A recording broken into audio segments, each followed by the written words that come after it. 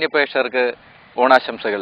ഇന്ന് നമ്മളുടെ അതിഥിയായി എത്തിയിരിക്കുന്നത് സൂര്യ ടിവിയിലെ പറയിപ്പറ്റ പന്തിരുകുലം എന്ന സീരിയലിലൂടെ പ്രശസ്തി നേടിയ നാരായണത്ത് പ്രാന്തൻ അവതരിപ്പിച്ച നമ്മുടെ നാട്ടുകാരൻ കൂടിയായ ആലപ്പുഴയിലെ വയലാറിൽ ജനിച്ചു വളർന്ന CP മനീഷയാണ്.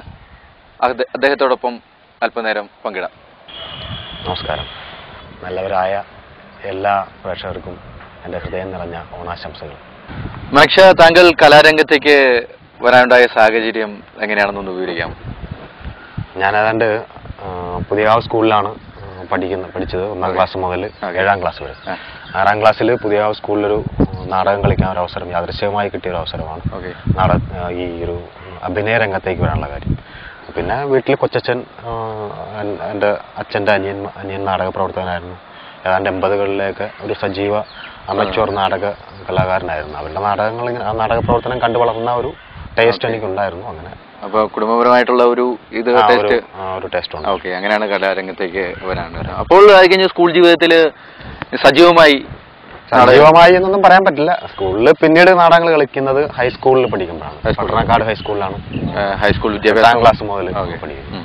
അപ്പോൾ 8ാം ക്ലാസ്സിൽ അവിടെ ഹൈസ്കൂളിൽ നടക്കുന്ന കലാമത്സരങ്ങളിൽ നാടകം അവതരിപ്പിക്കും. അങ്ങനെ വീണ്ടും നാടകരംഗത്ത് തന്നെ സജീവമാകാൻ തീരുമാനിക്കുന്നു. പക്ഷെ എന്നാൽ എൻ്റെ ഒരു ചുറ്റുപാടുകൾ നാടകമായിട്ട് പോകാനായിട്ട് അത്രയും പറ്റുന്നൊരവസരം അല്ലായിരുന്നു. നാടകത്തിന് ഒരുപാട് പണം മുടക്ക് ഒക്കെ ഉള്ളതുകൊണ്ട് അങ്ങനെ ഒരുപാട് ഇതുമായിട്ട് നടക്കാൻ പറ്റിയില്ല. എന്നാൽ എനിക്ക് ഇതിനോടായിരുന്നു കൂടുതൽ പ്രേമം.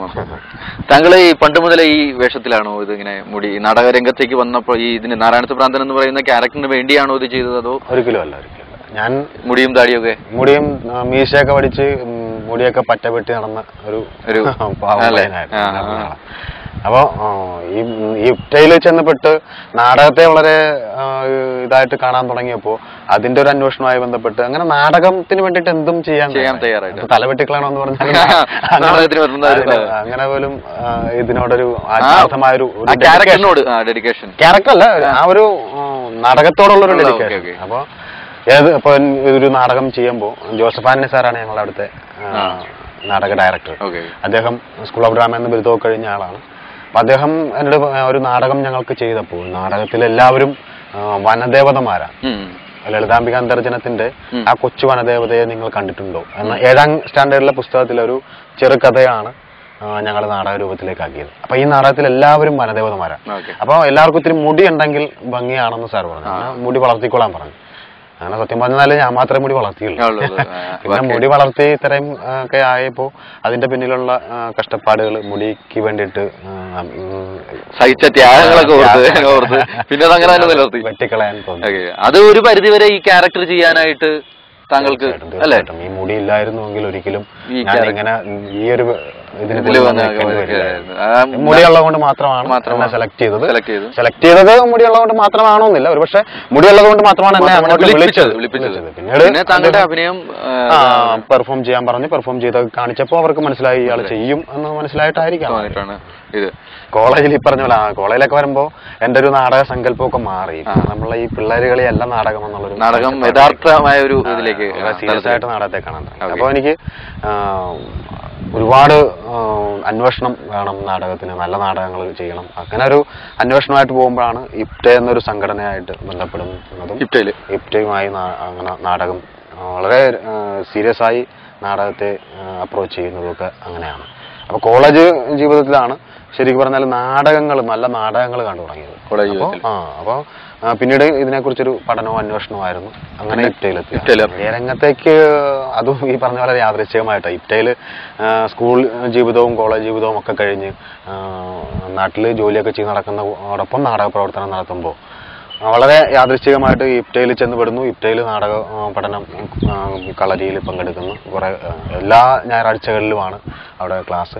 അങ്ങനെ നാടകത്തെ വളരെ സീരിയസ് ആയിട്ട്, ആക്ടിങ്ങിനെ വളരെ സീരിയസ് ആയിട്ട് കണ്ടു തുടങ്ങിയപ്പോൾ എൻ്റെ ഒരു സുഹൃത്ത് പെട്ടെന്ന് വിളിച്ചിട്ട് പറഞ്ഞു ഇങ്ങനെ ഒരു സിനിമയിൽ അഭിനയിക്കാൻ എന്നെ വിളിച്ചിട്ട് പോയി. അവിടെ ചെന്നപ്പോഴാണ് മനസ്സിലായത് സീരിയലായിരുന്നു. എന്നാൽ അവിടെ രാവിലെ മുതൽ വൈകുന്നേരം വരെ കുത്തിയിരുന്നിട്ടാണ് എനിക്കൊരു ഒരു ഡയലോഗ് മാത്രമുള്ള ഒരു വേഷം, വളരെ ചെറിയൊരു വേഷം. അത് ഞാൻ ഈ ശങ്കർ മാളത്തിങ്കൽ തന്നെയാണ് ആയിരുന്നു ആ സീരിയൽ ചെയ്തിരുന്നത്. ഡയറക്ടർ തന്നെ ആയിരുന്നു ആ സീരിയൽ ചെയ്തിരുന്നത്. അതിലൊരു ഒരു വാക്ക് മാത്രം പറയേണ്ടി വന്ന ഒരൊറ്റൊരു വേഷം ചെയ്ത് അന്ന് തന്നെയാണ് ഇതിന്റെ ഈ സീരിയൽ സിനിമ എന്നുള്ള മോഹം അവിടെ വെച്ച് തന്നെ നിർത്തി പിരിഞ്ഞു പോരുവാണ്. പിന്നീട് ഈ ഒരു ബന്ധം പിന്നീട് താങ്കൾക്ക് സഹായിച്ചിട്ടുണ്ടോ അന്ന്? ഇല്ല ഒരിക്കലും ഇല്ല. ഇത് ഈ ഒരു ബന്ധം ഞാൻ പിന്നീട് നാരായണത്ത് ഭ്രാന്തൻ വേഷം ചെയ്യാനായിട്ട് അദ്ദേഹത്തിന്റെ മുമ്പിൽ ചെന്ന് നിൽക്കുമ്പോൾ പോലും അദ്ദേഹത്തിന് അറിയില്ല ഞാനിങ്ങനെ ചെറിയ വേഷം വന്ന് അറിയില്ല. പിന്നെ താങ്കൾ ആൽബങ്ങളിലൊക്കെ ചെയ്തിട്ടുണ്ടല്ലേ? ആൽബങ്ങൾ ഒരു 6-7 ആൽബങ്ങൾ ചെയ്തിട്ടുണ്ട്. എല്ലാം മലയാളത്തിലെ ഈ നമ്പർ 1 നിൽക്കുന്ന സംഘവുമായിട്ട് ബന്ധപ്പെട്ടായിരുന്നു. ഇപ്പോൾ കലാഭവൻ മാരുതി കാസറ്റ്സ്, പിന്നെ MC ഓഡിയോസ്, ഇവരെല്ലാവരും ഡിവോഷണൽ ആൽബങ്ങളൊക്കെ ചെയ്യുന്നതും നാടൻ പാട്ട് ചെയ്യുന്നവരും ഒക്കെയാണ്. അപ്പോൾ മലയാളത്തിലെ പ്രമുഖരായിട്ടുള്ള ഈ ആൽബം വർക്ക് ചെയ്യാൻ ഉണ്ടായിട്ടുണ്ട്. താങ്കൾ ഈ പിന്നെ അഭിനയ രംഗത്തേക്ക് ആദ്യം കടന്നു വരുമ്പോൾ താങ്കൾക്ക് കിട്ടിയ ഒരു വേഷം എന്താണെന്ന് ഇപ്പോൾ ഓർമ്മയിലുണ്ടെങ്കിൽ? തീർച്ചയായിട്ടും ഒരു കള്ളന്റെ വേഷമായിരുന്നു. അതായത് നാടകം, ഒരു ചെറിയ നാടകം 6ാം ക്ലാസ്സിലെ പിള്ളേരുടെ ആ ഒരു അറിവില് ചെയ്യാൻ ഇവരെല്ലാരും കൂടെ തീരുമാനിക്കുന്നു. അപ്പൊ നാടകത്തിലുണ്ടായിരുന്ന ഡോക്ടർ, ഡ്രൈവർ, അച്ഛൻ വേഷം, അങ്ങനെയുള്ള കുറെ വേഷങ്ങൾ, അധ്യാപകന്റെ വേഷം, ഇതൊക്കെ എല്ലാവരും പങ്കിട്ടെടുത്ത് അപ്പൊ ബാക്കി വന്നതൊരു കള്ളന്റെ വേഷം. ഇത് ചെയ്യാനായിട്ട് ആർക്കും താല്പര്യമില്ല. കള്ളനാകാൻ ഞാനില്ല, ഡോക്ടറോ എഞ്ചിനീയറോ അല്ലെങ്കിൽ അധ്യാപനമൊക്കെ. അങ്ങനെ നിൽക്കുമ്പോഴാണ് എന്റെ അടുത്ത് ഞാനിങ്ങനെ അറിഞ്ഞിങ്ങനെ നാടകം ചെയ്യാൻ കള്ളനെ അന്വേഷിച്ച് നടക്കുകയാണ്. അപ്പൊ ഞാൻ പറഞ്ഞു ഞാൻ തയ്യാറാണ്. കാര്യം എനിക്ക് നാടകം കളിക്കണം, അത്രേ ഉള്ളൂ. അല്ലാതെ അന്നും എനിക്കും കള്ളനായി പോയതിലൊരു ബുദ്ധിമുട്ടുണ്ടെങ്കിൽ പോലും നാടകം. അതിന്റെ സത്യാവസ്ഥ കള്ളനാണ് ഇതിലെ മെയിൻ ക്യാരക്ടർ. അത് പിന്നീടാണ് അറിയുന്നത്, മനസ്സിലാകുന്നത്. നാടകത്തിലെ ആ നാടകത്തിലെ നായകൻ ആ കള്ളനാണ്. അപ്പൊ അതാണ് ആദ്യത്തെ ഒരു ഇത്. താങ്കൾക്ക് ഈ നാരായണത്ത് ഭ്രാന്തൻ എന്ന് പറയുന്ന ക്യാരക്ടർ കിട്ടിയപ്പോ എന്താണ് ആദ്യം തോന്നിയത്? കാര്യം ആരും ഇതുവരെ ചെയ്യാത്ത ഒരു സബ്ജക്റ്റ് ആണത്. എന്ന് വെച്ചാൽ നാടകങ്ങളിലൂടെ നമ്മൾ കണ്ടിട്ടുള്ളതല്ലാതെ ഒരു മീഡിയയിലൂടെ ഇത്ര വൈഡായിട്ട് അദ്ദേഹത്തിന്റെ കഥ പറയുന്ന ഒരു ക്യാരക്ടർ. അപ്പോൾ ആ ഒരു ഇത് ഡയറക്ടർ താങ്കളോട് പറഞ്ഞപ്പോൾ താങ്കൾക്ക് അത് എങ്ങനെ ചെയ്യാമെന്നുള്ള ഒരു അത് നാരായണത്ത് ഭ്രാന്തൻ എന്ന് പറയുമ്പോൾ ശരിക്കും പറഞ്ഞാൽ ഒരു ഭ്രാന്തനുമല്ല ഇത്. അപ്പം ആദ്യം ഇയാളെ കുറിച്ച് പഠിക്കുക എന്നുള്ളതാണ്. നമ്മൾ ഏത് വേഷം ചെയ്യുമ്പോഴും ആ ക്യാരക്ടറെ നന്നായി പഠിക്കുക. അയാൾ ആരാണ് എന്നുള്ളൊരു അന്വേഷണം. ഞാൻ അന്വേഷിച്ചിട്ട് ഇയാൾ ഒരിക്കലും ഭ്രാന്തുള്ള ആളല്ല. ഇയാൾക്ക് നമ്മുടെ ഒരു സമൂഹത്തിന്റെ കള്ളത്തരങ്ങളും പൊയ്മുഖങ്ങളും വെച്ചിട്ടുള്ള ഒരു ജീവിതത്തിൽ അത്തരം കാപട്യങ്ങൾ നിറഞ്ഞ ഒരു ജീവിതം ആഗ്രഹിക്കാത്ത ഒരു പച്ചയായ ഒരു മനുഷ്യൻ, സത്യം പറയുന്നതിനെ ഭ്രാന്തനായി കാണുന്നു. അതെ. അപ്പൊ നമുക്ക് ഇപ്പൊ ഈ കൂട്ടത്തിൽ നമ്മളായാൽ പോലും നമ്മൾ സത്യസന്ധമായി ജീവിക്കാൻ ശ്രമിച്ചാൽ നമ്മൾ ഈ സമൂഹത്തിൽ നിന്ന് അന്യമാകും. അപ്പോൾ നമ്മളെ ഒറ്റപ്പെടുത്തും, നമ്മൾ ഭ്രാന്തനായി മാറും. തീർച്ചയായും ഭ്രാന്തനെന്ന് വിളിക്കപ്പെടും. അങ്ങനെ വിളിക്കപ്പെട്ട ഒരാളാണ്. അപ്പൊ ഇയാൾ ഒരിക്കലും ഭ്രാന്തനില്ലാത്തൊരു മനുഷ്യനാണ്. അപ്പോ അത്രയും ഭ്രാന്തനെന്ന് വിളികേട്ട് ജീവിക്കാൻ സന്തോഷത്തോടു കൂടി ജീവിക്കുന്ന ഒരു ക്യാരക്ടർ എന്ന് പറയുമ്പോൾ അത്രയ്ക്ക് പവർഫുൾ ആയിട്ടുള്ളൊരു ക്യാരക്ടറാണ്. ഒരിക്കലും ആരെയും കൂസാത്ത, ഏതൊരു പ്രതിസന്ധി ഘട്ടത്തെയും വളരെ സിമ്പിളായിട്ട് ഒരു നിസ്സാരമായ ഒരു ചിരിയിൽ ചിലപ്പോൾ ഇയാളതിനെ മറികടന്നേക്കാം. അത്രയ്ക്ക് മാനസിക ധൈര്യമുള്ള ഒരാളാണ് ഇയാൾ. അല്ലാതെ ഒരിക്കലും ഒരു ഭ്രാന്തനുമല്ല. എന്നാലൊരു അമാനുഷ ശക്തിയെ, ഒരു സാധാരണ മനുഷ്യർക്ക് ഇല്ലാത്തൊരു ശക്തിയാണ്. അതുകൊണ്ടാണ് അയാൾ ഏതൊരു വെല്ലുവിളിയെയും ഇങ്ങനെ ഒരു ഒറ്റമുണ്ട് കൊടുത്തൊരു മന്ദകാലം വലിച്ചു നടന്ന് നേരിട്ടത്. അപ്പൊ അത്തരമൊരു ക്യാരക്ടർ ചെയ്യുക എന്ന് പറഞ്ഞാൽ അതൊരു വലിയൊരു വെല്ലുവിളിയാണ്. തീർച്ചയായും അത്തരമൊരു അതെനിക്ക് ഒരുപാട് വായിക്കാനും ഒക്കെ ഉള്ള ഒരു അവസരം. ചെറുപ്പം മുതലേ പുസ്തകങ്ങളൊക്കെ വായിക്കുമായിരുന്നു. അങ്ങനെ വായനയിൽ നിന്ന് കിട്ടിയ കുറെ അറിവുകളും ഒക്കെ വെച്ച് എന്റെ പരിമിതമായ അറിവിൽ നിന്ന് ഞാൻ ഉണ്ടാക്കിയെടുത്തൊരു ക്യാരക്ടർ. സർഗസൃഷ്ടിയാണല്ലോ. അതെ, ഉള്ളിൽ നിന്ന് വരുന്ന ഏതായാലും എല്ലാവരും സ്വീകരിച്ചു എന്നുള്ളതാണ്. അതിനെനിക്ക് ശബ്ദം തന്നയാളും ഒരുപാട് ഗുണം ചെയ്തു. എന്റെ ഒരു ശബ്ദം തന്നത് ഒരു സ്കൂൾ ഓഫ് ഡ്രാമയിൽ നിന്ന് ബിരുദം കഴിഞ്ഞ ഒരാളാണ്. അയാളതിന് പറ്റുന്ന തരത്തിലുള്ള ഒരു ശബ്ദം, എന്റെ ബോഡി ലാംഗ്വേജും ഞാൻ ചെയ്തു വെച്ചിരിക്കുന്ന ആക്ടിങ്ങിന് വളരെ പവർഫുൾ ആയിട്ടുള്ളൊരു ശബ്ദമായിരുന്നു അദ്ദേഹം. തീർച്ചയായിട്ടും അതും ഏറെ ഗുണം ചെയ്തു. അതാണ് ആ സീരിയലിന്റെ അല്ലെങ്കിൽ ആ ക്യാരക്ടറിന്റെ വിജയം എന്ന് പറയുന്നത്. അപ്പോൾ അഭിനയത്തെ താങ്കൾ ഇന്നൊരു പ്രൊഫഷനാക്കി സ്വീകരിച്ചു കഴിഞ്ഞു. അപ്പോൾ താങ്കളുടെ അഭിനയത്തെ താങ്കൾ എങ്ങനെ നോക്കിക്കാണുന്നു?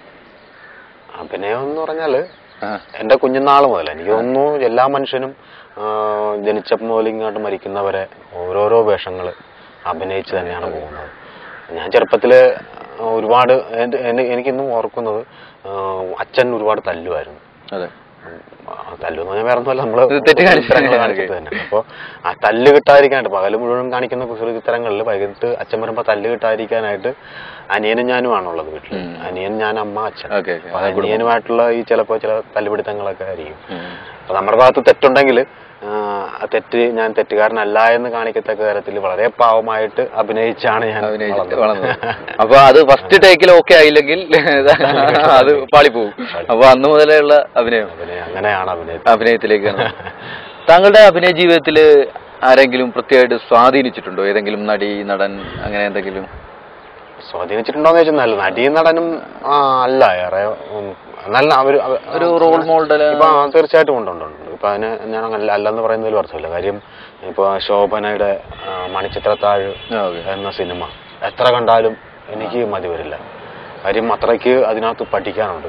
ആ ക്യാരക്ടർ ഞാൻ എൻ്റെ ഈ നാരായണത്ത് ഭ്രാന്തനിലും ഒരു പക്ഷേ ശോഭനയുടെ ചില ആ ഒരു വയലന്റ് മൂഡൊക്കെ ഞാൻ ചില സ്ഥലത്തൊക്കെ അറിയാതെ ചെയ്യുമ്പോൾ അത് അറിയാതെ വന്നിട്ടുണ്ട്. കാര്യം അവരെ നമ്മുടെ മനസ്സിൽ കിടക്കുന്ന ഒരുപാട് ഇഷ്ടപ്പെട്ടു. അതുപോലെ തന്നെ തിലകനായാലും മോഹൻലാൽ ആയാലും മമ്മൂട്ടി ആയാലും ഇന്നസെന്റ് ആയാലും ജഗതി ആയാലും അപ്പൊ ഇവരെയൊക്കെ എന്ന് പറഞ്ഞാൽ ഒരുപാട് ഈവൻ ഇപ്പൊ അവസാനം ഇതില് ദിലീപിന്റെ ഒക്കെ ചില ടൈമിങ്ങുകൾ ഇതൊക്കെ ഒരുപാട് സ്വാധീനിക്കുന്നുണ്ട്. എന്നാൽ ഇവരെ എല്ലാ പടത്തിലും അതൊന്നും നമുക്ക് കിട്ടാറുമില്ല. ചില പടങ്ങളിൽ ചില ക്യാരക്ടറുകളിലൊക്കെ അവർ ചെയ്തിട്ടുള്ളത് വളരെ ഗംഭീരമായിട്ടാണ്. ചില ക്യാരക്ടറുകൾ അവർക്കും പരാജയപ്പെട്ടിട്ടുണ്ടാകും. ചിലപ്പോൾ ചില അഭിനയിക്കുന്ന അവരുടെ സമയത്തിന്റെ പ്രശ്നങ്ങളായിരിക്കാം, അല്ലെങ്കിൽ ആ ക്യാരക്ടറിന്റെ പ്രശ്നങ്ങളായിരിക്കും. ഏതായാലും ഇത്തരത്തിൽ കുറെ നടന്മാർ, മലയാളത്തിലുള്ള ഒരുപാട് നടന്മാർ, അതേപോലെ തന്നെ ഒരുപാട് മറ്റ് അന്യഭാഷകളിൽ നിന്ന്, ഇപ്പൊ ഇംഗ്ലീഷ് ഫിലിമായാലും ഞാൻ കാണുമ്പോൾ എപ്പോഴും അഭിനയ പ്രാധാന്യമുള്ള പടങ്ങളാണ് ഞാൻ കാണാൻ ഇഷ്ടപ്പെടുന്നത് അല്ലേ? അപ്പൊ താങ്കളിപ്പോ ഇപ്പൊ ചെയ്തുകൊണ്ടിരിക്കുന്ന ഒരു തമിഴ് പടം ചെയ്യുന്നു എന്ന് പറയുന്നു അല്ലെ? അതെ, അതിനെ കുറിച്ചൊന്ന്. തമിഴ് പടം എന്റെ ഫ്രണ്ട് തന്നെയാണ്, ജയനാർ കൃഷ്ണയാണ് അതിന്റെ ഡയറക്ടർ. ഞങ്ങൾ ഒരുമിച്ച് ചിപ്റ്റയിൽ നാടകം പഠിച്ചിരുന്ന ആൾക്കാരാണ്. പടത്തിന്റെ പേര് സുഴൽ എന്നാണ്. സുഴലിൽ പുതുമുഖങ്ങളാണ് നായികയും നായകന്മാരുമായിട്ടൊക്കെ വരുന്നത്. ഒരു 10 സുഹൃത്തുക്കളുടെ കഥ പറയുന്ന സിനിമ. അതില് ഞാൻ ചെയ്യുന്നത് വളരെ ചെറിയൊരു വേഷമാണ്, എന്നാൽ പോലും ഇത്തിരി നേരമുണ്ട്, ഇത്തിരി പ്രാധാന്യമുണ്ട് എന്നുള്ളതല്ലാതെ വലിയ കാര്യമുള്ളൊരു വേഷമല്ല. അതിനകത്ത് അങ്ങനെ ആ ഒരു വേഷം ചെയ്യുന്നുണ്ട്. അപ്പൊ അതിനിപ്പോ 2 ദിവസത്തെ ഷൂട്ട് കൂടെ ഉണ്ട് ബാക്കി. പിന്നെ അതുൽ കുൽക്കർണിയൊക്കെയാണ് അതിൽ ചെയ്യുന്നത്. അപ്പൊ അതുൽ കുൽക്കർണിയെ പോലെയുള്ളൊരു മെയിൻ നടന്റെ കൂടെയൊക്കെ അഭിനയിക്കുമ്പോൾ ഉണ്ടായ ഒരു എക്സ്പീരിയൻസ്? അല്ല, എനിക്ക് അദ്ദേഹത്തിന്റെ കൂടെ അഭിനയിക്കേണ്ടി വന്നിട്ടില്ല. ഇനിയിപ്പോ 2 ദിവസത്തെ ഷൂട്ട് കൂടെ ഉണ്ട്. അതില് അതുൽ കുൽക്കർണി ആയിട്ടാണ് വരുന്നത് അല്ലേ? അപ്പൊ അതാണ്. അപ്പം താങ്കൾ ഇതിനു മുമ്പ് ഒരു മലയാളം ഫിലിമില് ഫസ്റ്റ് ചെയ്യുന്ന ഒരു സിനിമ എന്ന് പറയുന്നത് ലാപ്ടോപ്പ് രൂപേഷ് പോളിന്റെ പടമാണ്. അർത്തങ്കൽക്കാരനാണ് അദ്ദേഹം. തൃശ്ശൂരാണ് അവർ താമസിക്കുന്നത്. അപ്പൊ ലാപ്ടോപ്പിൽ സുരേഷ് ഗോപിയുടെ പടമാണ്. അതിനകത്ത് ചെറിയൊരു വേഷം ഞാൻ ചെയ്തിരുന്നു. വലിയ എന്നാൽ അതിനകത്ത് എന്തൊക്കെയോ ഉണ്ട് എന്ന് പറയാവുന്ന ഒരു വേഷമാണ്. അതിനുശേഷമാണ് ഈ നാരായണത്ത് ഭ്രാന്തൻ എന്നുള്ള ക്യാരക്ടർ.